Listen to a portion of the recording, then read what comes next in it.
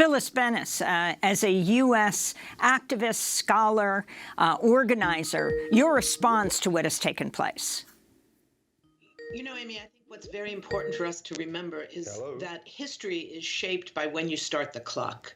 This crisis, this escalation, did not begin with the killing of one U.S. military contractor last week. We still don't know who was responsible for that strike, but this was not the beginning of the escalation as we're being told in much of the mainstream media. This crisis goes directly back to the Trump administration decision that was implemented in 2018 to abandon the Iran nuclear deal. That's what destroyed the potential for a diplomatic rather than war-based approach in the region. I don't think that this attack was a reflection of a new strategic approach on the part of the Trump administration.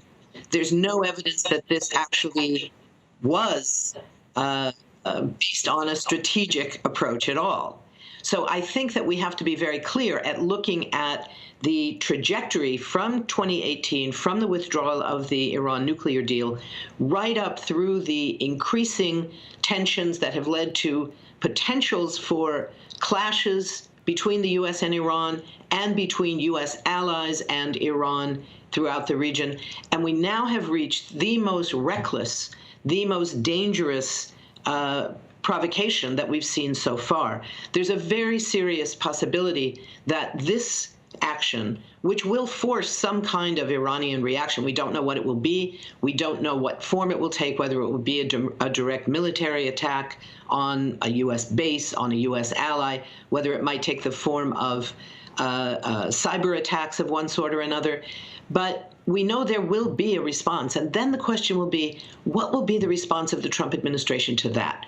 Are they prepared to set the region ablaze in another full-scale war that would pit the United States and its allies, Saudi Arabia, the UAE, Israel, potentially others, some of the forces in Lebanon, against Iran and its allies throughout the region? This could be a devastating war, far greater militarily if it came to that, than the already horrific history of the U.S. invasion and war in Iraq.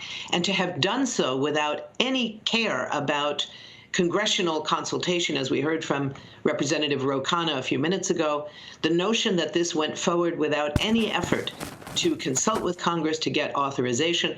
We should remember that the authorization that does exist, that did exist, for U.S. troops to be sent back to Iraq was a very, very narrow decision without direct authorization, but was based on a claim by the White House, by the Trump White House, that troops were being sent back only to challenge ISIS.